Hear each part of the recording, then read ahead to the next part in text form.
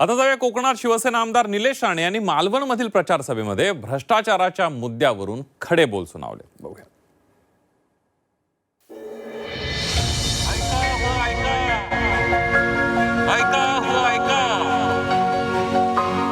कोण आपला विकास करू शकतो? आज शहर कसं चाललंय, मागच्या वर्षांमध्ये कसं चालत होतं, कोणी कोणी ह्या शहराला लुटलं, आज परत रिंगणामध्ये कोण कोण उभे आहेत. आम्ही जे उमेदवार दिले ते निष्कलंक आहेत. एकावरही भ्रष्टाचार किंवा भ्रष्टाचाराचा आरोप नाही. आणि असे उमेदवार जर तुम्ही तिकडे पाठवलेत तरच ते तुमची सेवा करू शकतील. आणि जसं आता सामंत साहेबांनी, दत्ता सामंत साहेबांनी त्यांच्या मनोगतात म्हटलं, अहो देव रामेश्वराच्या मंदिरात शपथ घेऊन सांगणार की आम्ही 1% भ्रष्टाचार करणार नाही, हे फक्त शिवसेनाच करू शकते, इतर कुठल्याही पक्षाने केलेलं नाही. इतर कुठलाही पक्ष करायच्या धाडस देखील करणार नाही, ते शिवसेनेने केलं. असे निष्कलंक उमेदवार आम्ही उतरवलेले आहेत. पण टीका कोणावर होते? माझ्यावर होते. ती होऊ दे.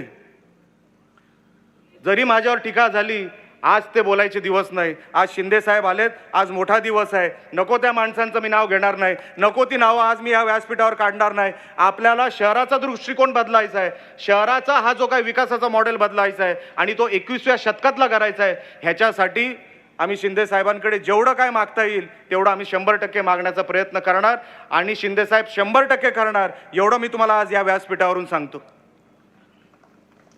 त्यांचं महाराष्ट्रभराचं काम, त्यांचं 2.5 वर्षाचं काम हे आपण समोरून बघताय. आणि म्हणून मी आज व्यासपीठावरून शिंदे साहेबांना शब्द देणार आहे. आपल्या सगळ्यांचे आशीर्वाद आहेत असं समजून मी सन्मान्य शिंदे साहेबांना काही शब्द देणार आहे, काही आश्वासन देणार आहे की साहेब, किती जरी टीका झाली, किती जरी शिवसेनेवर टीका झाली, काही जरी माझ्याबद्दल बोललं गेलं, तरी तुम्हाला सांगतो साहेब, येणाऱ्या 3 तारखेला समोरच्यांचे सगळ्यांचे टांगे पलटी होणार आणि शिवसेनाच जिंकणार, एवढं तुम्हाला आज या निमित्ताने मी शब्द देतो.